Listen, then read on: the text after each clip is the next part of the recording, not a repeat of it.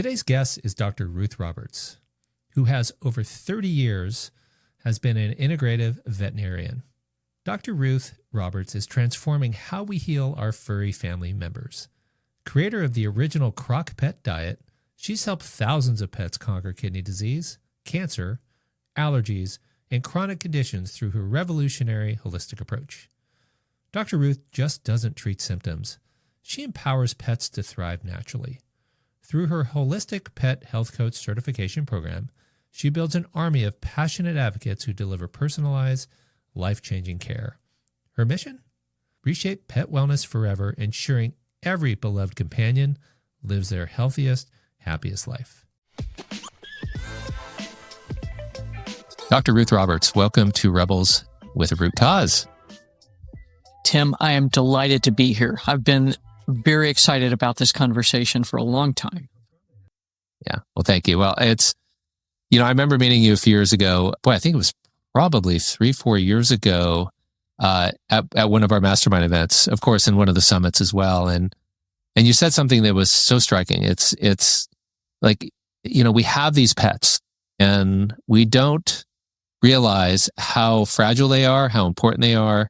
I think we have an understanding of how important they are, but for us to lead a life of eating organic and going to functional medicine doctors, integrative doctors, doing all the right things, but we're feeding our dogs food out of a can. We're taking them to a regular veterinarian. There seems to be some imbalance here. So I'd love to get your your history. Like, your rebel story is so amazing as a traditional vet, and how you just said enough. Like, I'm done. Like, I need to move this in a different direction. It comes out of 3 massive points of frustration.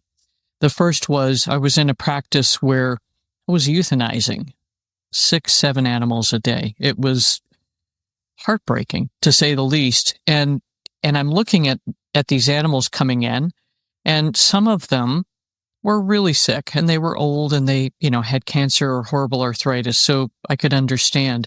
But some of these guys were young, and they were dying of things that were preventable. And so some of that was actually infectious disease. Some of it was, people just didn't know what to do. And they had been told by other veterinarians, that's all we've got. You've done everything you can. There's no other options.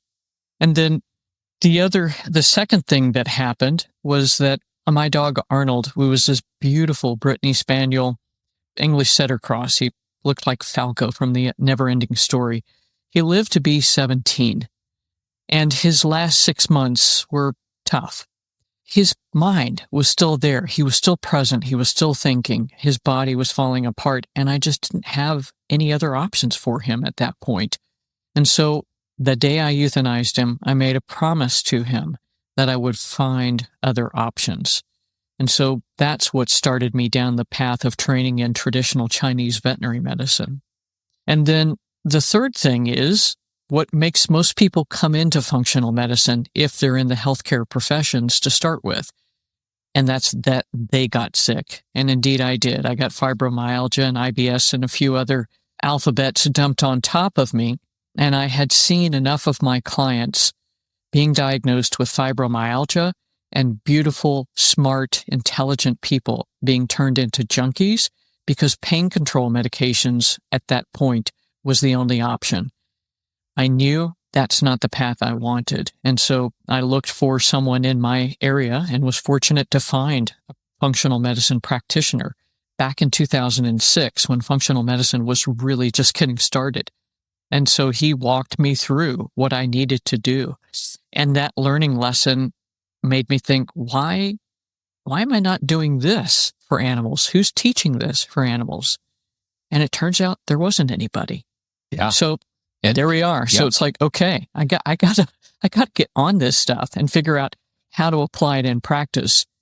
And then ultimately that's what brought me to where I am today in teaching people how to apply functional medicine, traditional Chinese veterinary medicine, veterinarians, technicians, and also what I call the pet pros, the groomers, the dog walkers, the pet sitters, the people that see your dog, that see your cat on a regular basis and are just as heartbroken as you because they've seen this beautiful 2-year-old healthy animal look old at 6. They're looking tired, just worn out. And that's something has to change.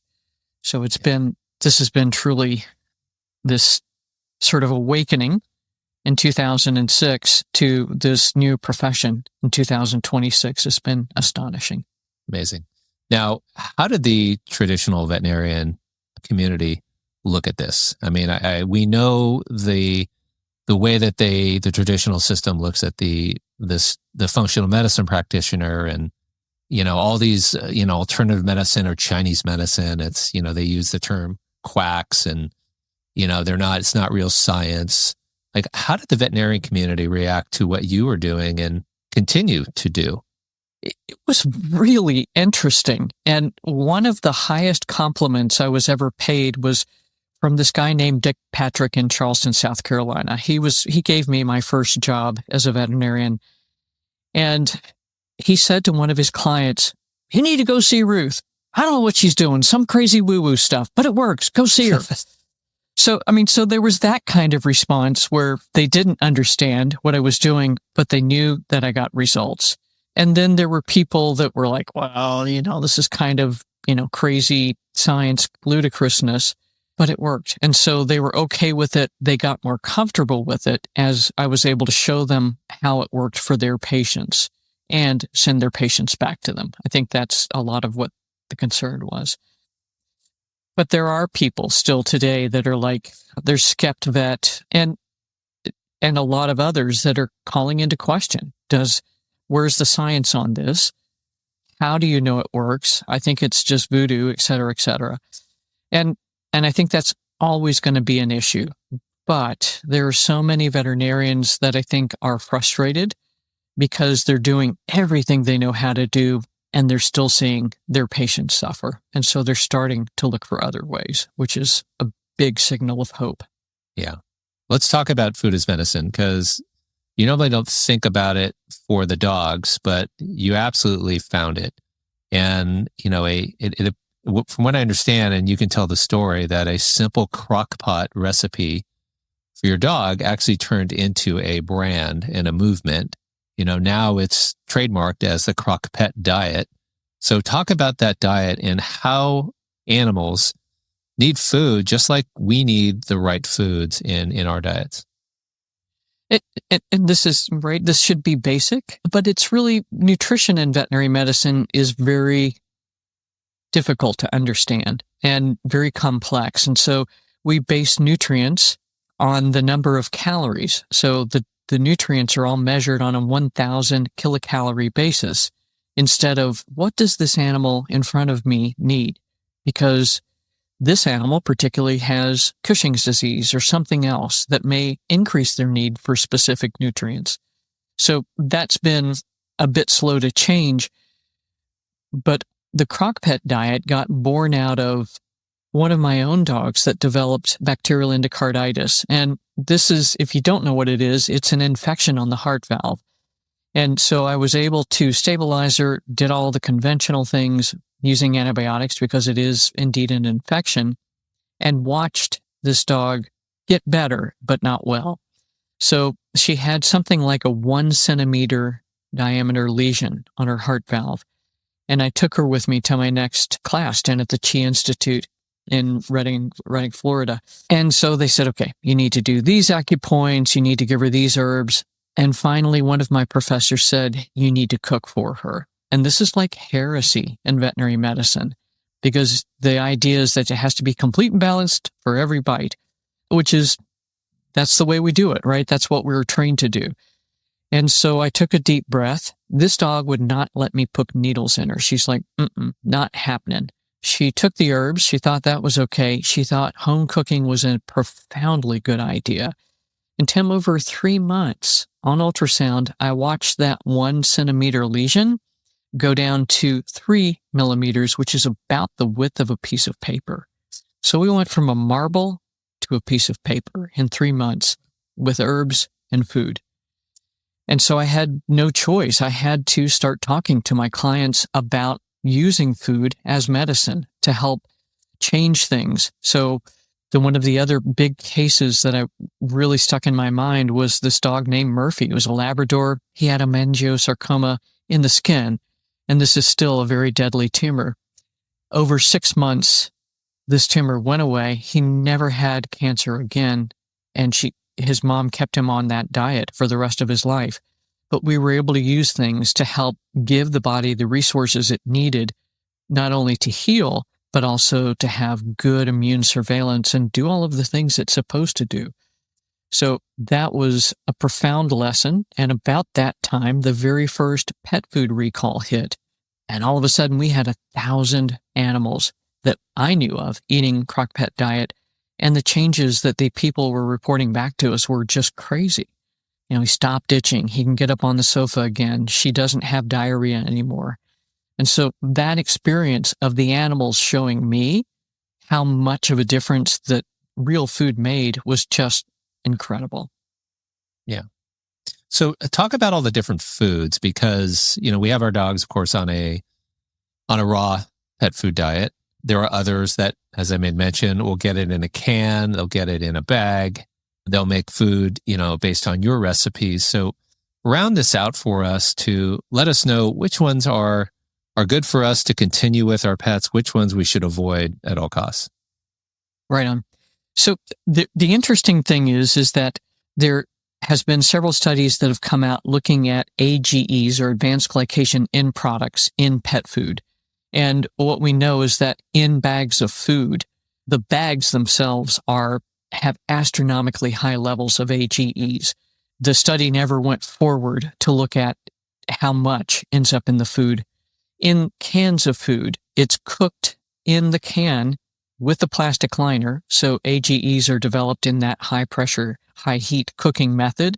It's very, it's just crazy. And so raw food, there's some discussion about, because much of it is high pressure pasteurized, does that process actually push plastics into the food? So they don't have AGEs, but there's another concern there. So the method that delivers the least AGEs, that is a cooked method, is actually slow cooking. And so that's part of why I recommend using a slow cooker to do a CrockPET Diet, or however else you're going to cook food. And what I think is important to know too is that times are getting tough out there right now. And so there may be what you want to do and what's optimal, and then there may be what you can afford to do. So the good news is the Dog Risk Institute in Sweden published a paper not so long ago showing that if you add as much as 20% fresh food to your pet's diet, regardless of what you're feeding, you're going to make a massive improvement in all of the health markers in terms of inflammation, gut microbiome, all of those things. So the other factor is, what will your dog eat? What will your cat eat? And sometimes that's what you have to kind of do your best with. Yeah. Now, some of your recipes, because we know some popular dog foods out there that have carrots and vegetables, and whether it's turkey or beef or chicken. So how important are these types of ingredients in a dog's diet or a cat's diet? I think I'm more talking about dogs. And guess what? What's so funny about this conversation is that I had my door closed in my studio, and the door opens. I'm like, how'd this open? And next thing you know, all 3 dogs come in. So they must have known that we were talking about dinner. Wow. Yeah, I know. Go figure that. And now I have 2 of them underneath. Actually, all 3 of them underneath me, by the way. This is really funny. So they're wondering, do they need vegetables? Do they just need raw food? What is the balanced diet for dogs? And should they be eating the same thing over and over?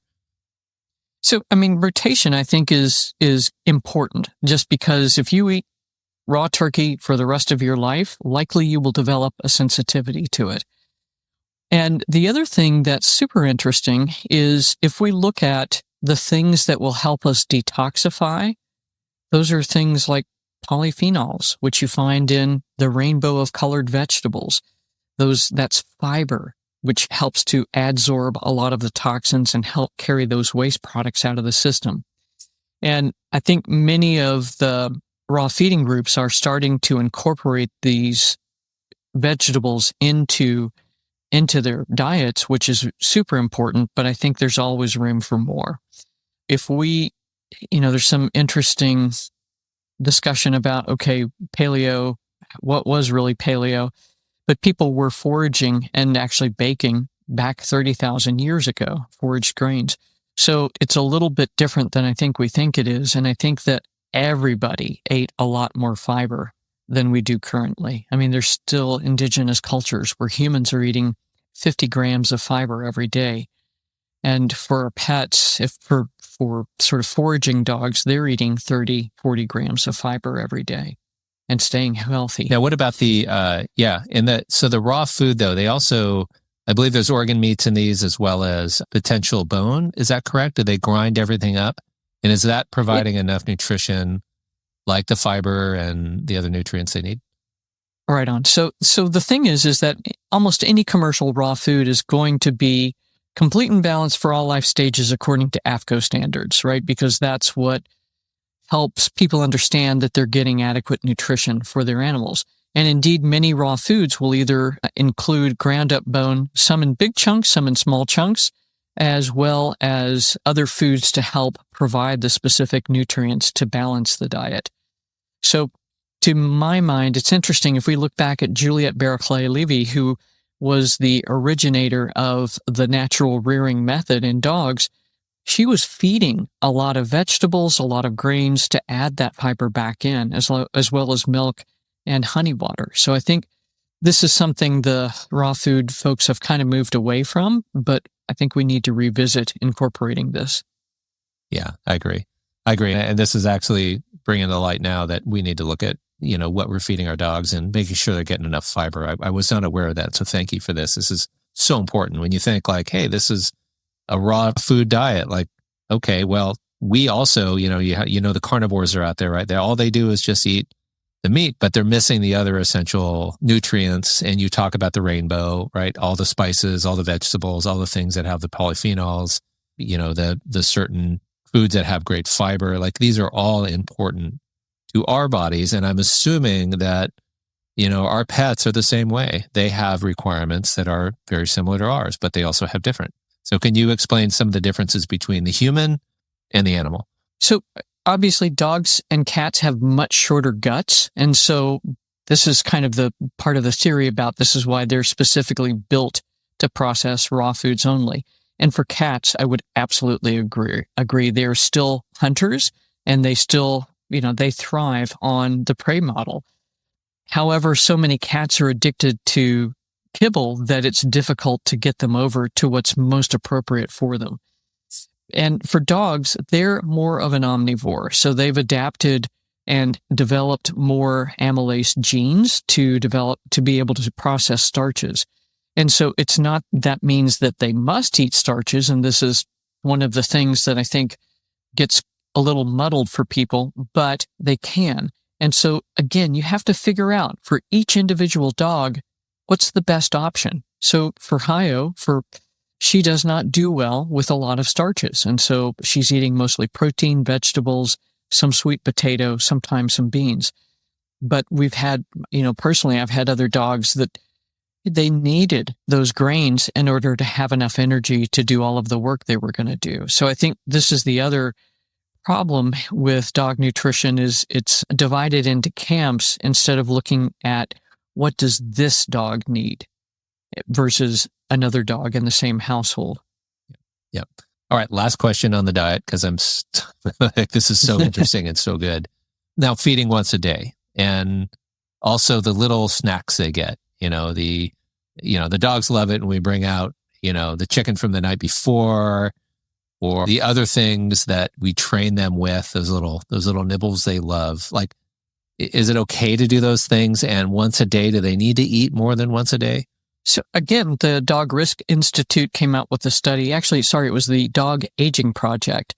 And in healthy dogs, and that's the piece that a lot of people miss, once a day eating seemed to confer more health benefits long term. So much like us with intermittent fasting, if you have a small eating window, for many people, if they're healthy and young, that's great. Now, for a 15-year-old dog, or for a dog or a cat that has serious health problems, once a day eating may not work. And so that's where we need to consider, again, what's their individual needs.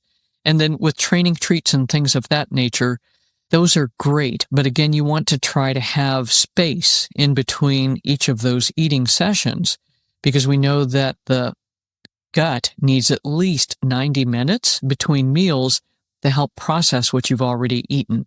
And similar to us, if we're eating constantly, we're going to spike their blood sugar, and that creates all sorts of downstream problems.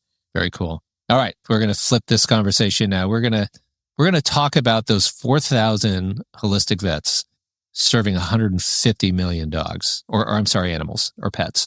That's a massive shift, right? So the majority of, and I'm going to throw about the 99 point some odd percent of animals, pets, are seeing traditional veterinary doctors. And you have really put your stake in the ground and said, no more, like we need to move this needle on this. So you created a certification program. So let's talk about that, about how we can get this message out to the world, because I remember you said something also to me that was so profound. It's, our pets are a part of our lives, and we have to really lean into them and think about how their needs are being met, not only here at the home, but when we're taking them to the veterinary, when they may have challenges or getting their checkups. So just talk about that, about your certification program and where you see the future of pet care. Right on. So one of the things I want to make clear is that right now, veterinarians are so overwhelmed, traditional or conventional veterinarians. They're being asked to see patients every 12 to 15 minutes. And for an animal that's sick, that's not enough time for comments from the crew, right?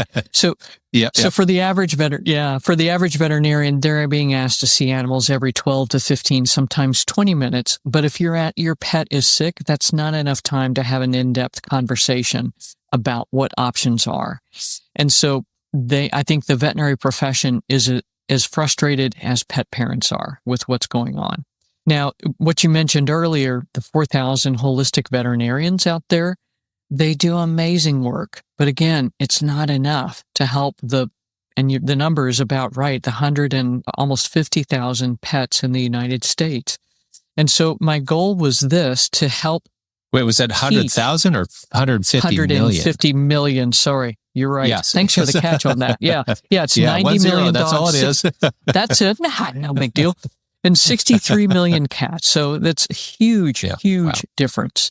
But this is the deal, is that the holistic vets that are out there, they are not enough to go around. And so my goal was to start to work towards having an educated professional that had this information about, okay, here's what's going on in the conventional sense, understands the anatomy, the physiology, the things that can be done to support these situations on the conventional side, but can also bring in using diet, using nutrition, using the concepts of functional medicine and traditional Chinese veterinary medicine to give this pet parent more options to support that individual animal.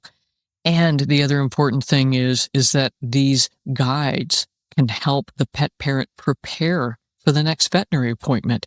So it's efficient for the veterinarian. The pet parent gets their questions answered, and they make sure that everything is done in the best interest of this animal.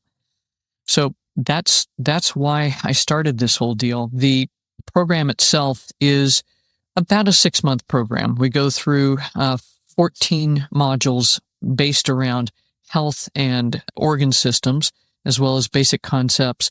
And then we also help people learn how to build businesses with these, to do this so that they can get themselves out there, help reach more people, help more pets. And we are 168 coaches graduated now. We will be 4 years, June 28th of this year, 26. And it just is astonishing me what's being accomplished. Yeah. How do we accelerate this? Because this is so important. And, when you look at the number of traditional vets, the holistic vets, the number of pets, it's a massive number. And it's, you talk about the system like it's the system that we're living right now in the traditional health system, and about folks finding the functional integrative path, the Chinese medicine path of, healing. And we know that the two systems can't butt heads against one another. They need to coexist because it's important, because the traditional healthcare system as well as traditional vets provide great care when it comes to urgency or emergency care. But there also needs to be a blend of, not delivering a very conventional approach when it comes to checkups and things like that. So how do you see these two systems coming together and really benefiting the greater good of our pets? This is what has been so much fun to watch this year. We've had 5 coaches actually develop relationships with veterinarians in their communities and start by taking referrals from the veterinarians, because the vet's like, I know they need something else with diet, but I don't know what to do. So they just send them over. And now we have one of our coaches just announced that she actually has a full-time position supporting nutrition within a practice in her community. So that really is the way forward.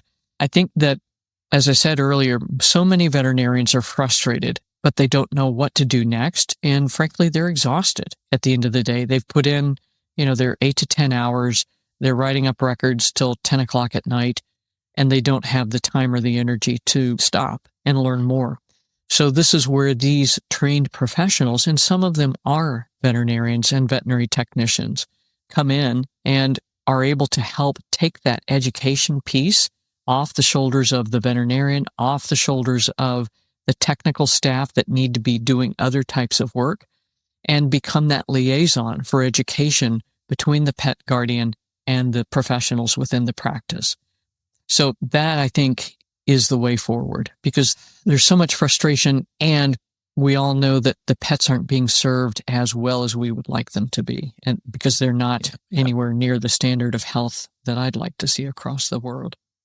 Yeah. What are those shifts that you would love to see that, like the old saying goes, these little hinges can swing big doors. What are those little hinges inside the veterinarian world to swing these big doors of health for pets? I think, honestly, it's getting in with some of the larger practices, and they trial it on a small basis. So maybe one coach comes in, and if they've got a telemedicine arm within the practice, that coach may serve several practices. And then as they see, wow, this is making a difference, and it's still keeping the client coming into the office for all of the other services, because we're, again, working in a collaborative fashion rather than a contentious one. That's going to make a big difference. So, if we can reach out to a practice that has, say, 40 offices and start to get 1 or 2 coaches, and all of those offices start to see the results, that's going to push the lever forward. And then the other thing is making pet parents aware that there are other options, that there is somebody that can sit down with you for an hour or an hour and a half and go through all of the things that your dog or your cat has experienced in their life in terms of both health and wellness, and start to help you think through what maybe pushed them from wellness into disease. Because I think that conversation is what's lacking in standard care. We just simply don't have the time for it in the conventional practice. What type of movements do you see that are actually getting this education out to the pet parents? That's a tough one. I mean, there are several amazing groups. In the UK, there's the Natural Dog Expo that has been doing a really in-depth, good education for almost 10 years, I think. And then there are several smaller meetings across the United States. Feed Real happens every October in San Diego. Dr. Judy Morgan's put on events. I've put on events. And I think that if you as a pet parent that's like, there's got to be something different, if you can go to one of these events and be around people that can help and explain some of this to you, that starts to make it more comfortable and more real. One of the frustrations I get is with social media, we get people that are influencers saying they have all the answers, and then 6 months later they change what they're saying. So they're dragging literally 45,000 followers through whatever it is they're dealing with, and confusing the heck out of people. Yeah, I see this as I would hope that you get on more shows, like the people that you're training get on more shows like this that are really educating the pet parents. And I'm hoping one day, like these conversations happen on the big podcast, like the big podcast, because pets are so important in our lives, that the way they meet us when we get home from a long day or a long trip, it's unlike anything I've ever seen. And, how they just are so excited and you don't realize how important they are until they're gone. And you want them to stay healthy and happy for as long as you can. And of course, you want to keep them away from the vet, just like we want to stay away from the doctor. They need to stay away from the doctor as well. And then they need to be optimized. And it appears there's so many different things that we can do. And we just have to look at, at the end of our hand, right? Our fingers holding a bag or holding a can saying, is this what I should really feed my dog? And if so, maybe I should be eating the same thing and see how I feel eating something similar, like a big can of chunky stew or something like that. It's, you never want to put that in your body and you leave it on the shelf. But of course, we're buying this food that we think is healthy and it's not. And a lot of it comes from other countries that they don't really have good tracking as to what actually is in the bag. They say it's in the bag, but we don't know with the testing, right? So it's always easiest to make that decision to do something for your pets. And that is to follow what it is that the advice that you give in your CrockPET Diet book. So how can the audience get a copy of this? And I think we have it in the show notes, but tell them how they can find you and learn more about what it is you do. And if they have interest in becoming one of your holistic pet coaches, that they can sign up with you and go through this. And I'm assuming they don't really need to have any other, pet licensing or pet certifications, right? They can drop into this program and do this and become a certified specialist, correct? Yeah. So there's kind of a couple of, so the easiest thing is just to go to drruthroberts.com. And that's the website. And I think you'll have a link below about how to get a free ebook copy of the original CrockPET Diet. So that's super easy. If you're interested in becoming a holistic pet health coach, there's a couple of ways that can happen. We have many pet parents that simply wanted the knowledge because they didn't want the next dog to die of cancer or kidney disease or whatever horrible experience they had with their previous pet. So they'll take it that way. But the people that do this successfully as a part of their business are folks that are already in a pet profession, or they're human health coaches looking to make a shift, or they are people that have been in the corporate world and they're ready to make a shift out of that. So these are the folks that have some of the understanding of how a business works, what they need to do to make it fly, and they become more successful very quickly. So it's really a mixed bag. It depends on what you want. One of the things we do offer regardless is both a mentor to help you with the material, and then I do coaching calls every Monday for 3 hours because it is so important to have that support as you're learning and starting to understand things about how to apply these concepts to the animal that you're supporting. Amazing. Dr. Ruth Roberts, thank you so much. This has been so enlightening. I hope hope you all agree as well that, it's time to look at your pets in a different light. And I certainly am, and JJ as well. And we are going to make sure that we're getting more fiber in our pets' diets than what we traditionally thought they were getting. So thank you so much, Dr. Ruth. Appreciate that. It is my pleasure. Thank you.